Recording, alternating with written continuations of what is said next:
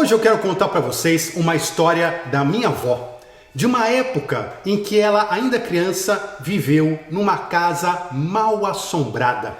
Dizia ela que a minha bisavó, quando eles mudaram para lá, minha bisavó tinha um cabelo escuro, negro, assim, um cabelo belíssimo. E um ano depois, quando eles mudaram dali, a minha bisavó estava com o cabelo todo branco, totalmente branco, de tanto nervoso que ela passou naquela casa. Então, vou te contar essa história hoje. Vem comigo. Tudo aconteceu no início do século passado, lá pela década de 30, 40, minha avó ainda era criança e ela se mudou com seus pais, meus bisavós, para uma casa modesta, enfim, uma casa de 2 andares, tinha uns 3 quartos, lá na Aclimação, na região de São Paulo. E quando eles mudaram, estavam todo mundo feliz, todo mundo tranquilo, uma casa nova, todo mundo contente com aquela novidade. E em muito pouco tempo essa ideia começou a mudar, porque coisas estranhas de fato começaram a acontecer naquela casa.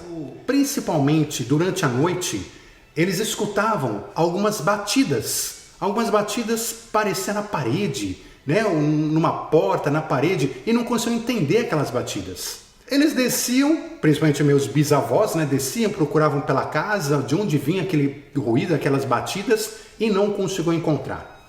Começaram a pensar se podia ser algum rato, se podia ser algum animal, se podia ser a madeira, né? Com calor, fazendo aquele barulho de madeira, mas era muito diferente disso tudo. E aquilo ficou intrigando a cabeça deles. Passaram-se mais algumas semanas e aquelas movimentações, aqueles barulhos todos aumentaram. Agora eles ouviam não apenas mais batidas nas paredes, mas ouviam também as portas se batendo. Era no meio da madrugada e de repente, no andar de baixo, por exemplo, escutavam a porta se bater, sendo que não tinha ninguém. Tinha apenas meus bisavós e a minha avó ainda criança. E aquilo começou a preocupar, eles começaram a ficar tensos com aquela situação que já estava bastante estranha. Em uma noite, eles estão dormindo quando os bisavós acordam ouvindo alguns toques do piano. Tinha um piano né, que ficava lá embaixo, no andar de baixo, também próximo à entrada, e de repente eles ouviam um piano tocando, uma e outra tecla, uma e outra nota.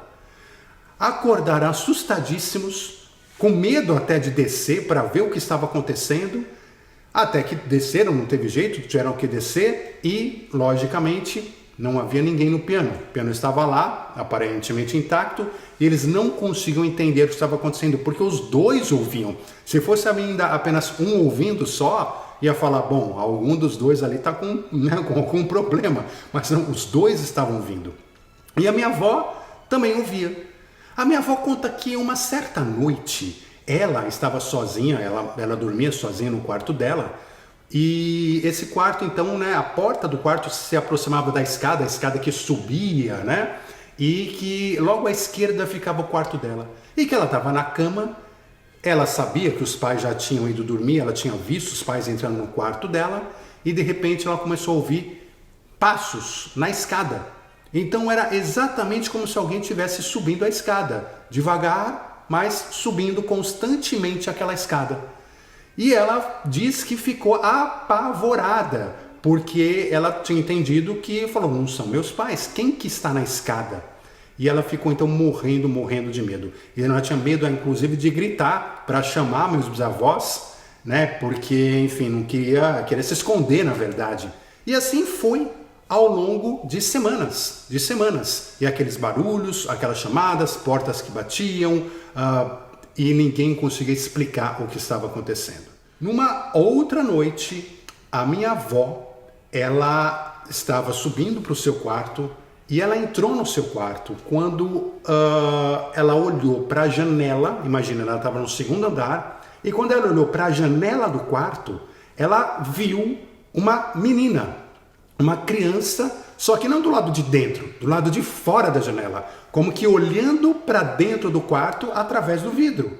Ou seja, mas imagine isso no 2º andar.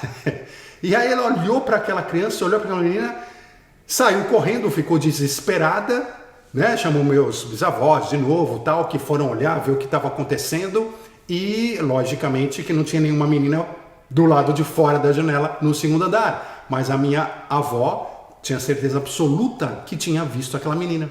E meus bisavós passaram esse tempo, começaram a ver vultos também, começaram a ver uma série de situações e começaram então a pensar em mudar. A vida deles virou de ponta cabeça porque eles não dormiam, ficavam preocupados, estressados, não sabiam se aquilo poderia oferecer algum risco real ou não, não sabiam realmente o que estava acontecendo, quem chamar, o que fazer. E de fato, a minha bisavó, ao longo desse tempo, perdeu seus cabelos pretos que ficaram brancos de tanto nervoso, de tanto estresse que ela passou dentro daquela casa. Até que, enfim, eles conseguiram mudar de casa, foram para uma outra casa de São Paulo, nunca mais tiveram nenhum evento daqueles ali, então quer dizer, a coisa foi resolvida, aparentemente a situação estava com a casa e viveram felizes para sempre e hoje eu estou aqui numa outra geração para contar essa história. Então ela é um final feliz, né? Bom, aí a gente se pergunta, essa questão de casas mal assombradas, é possível que uma casa esteja mal assombrada? Sim, claro que é possível, mas o mal assombrado que a gente fala, na verdade, é quando você tem contato com espíritos que estão também coabitando aquele local com você.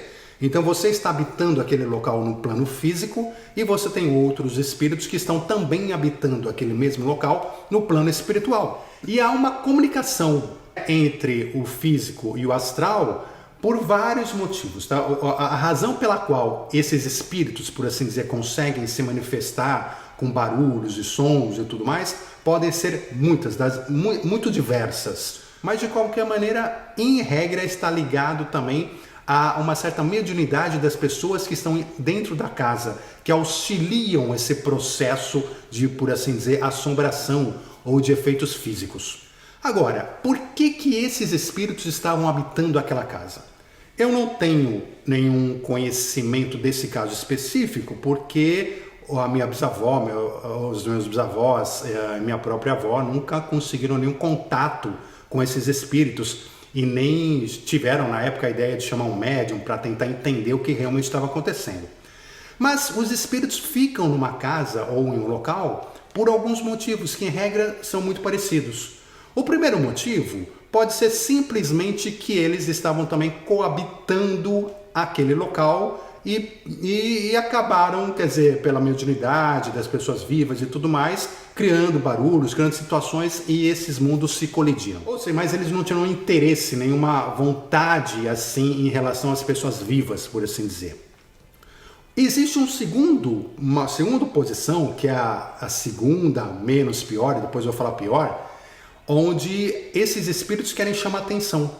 Então eles estão ali naquela casa, estão naquele ambiente e por alguma forma eles veem ali as pessoas vivas e querem chamar atenção. E às vezes querem chamar atenção porque eles estão precisando de ajuda, eles estão perdidos, eles não estão entendendo muito bem o que está acontecendo, porque eles não perceberam que morreram, porque eles estão ali, né, numa situação ruim no plano astral, naquela casa, e querem chamar a atenção dos vivos para conversar mesmo, para tentar trocar uma ideia, para tentar ver se os vivos têm uma resposta para eles, e às vezes eles vão insistindo nisso para... É que nem uma criança querendo chamar atenção, são espíritos também que estão perdidos querendo chamar atenção. Essa é uma outra hipótese que acontece bastante. E por fim, a hipótese que todo mundo menos deseja, mas que acontece também, é aquela onde os espíritos que estão naquela casa, eles querem de fato expulsar as pessoas que estão no plano físico.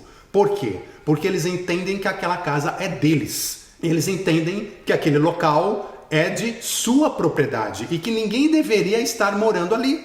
Isso é muito comum quando um espírito, né, alguém morre na casa, você está acostumado à casa, tem aquela propriedade e tudo mais, e morre ali na casa. Quando essa pessoa morre ali na casa, muitas vezes sem entender nada de espiritualidade, sem perceber que morreu, apegado ainda à casa, à materialidade, à vida dele, ele acaba ficando lá crente de que ele está na sua casa, de que nada aconteceu. E aí quando ele vê estranhos, né, pessoas físicas estranhas querendo morar, querendo invadir lá, ele fica louco, assim como qualquer um de nós ficaríamos se alguém entrasse na sua casa e simplesmente resolvesse começar a morar.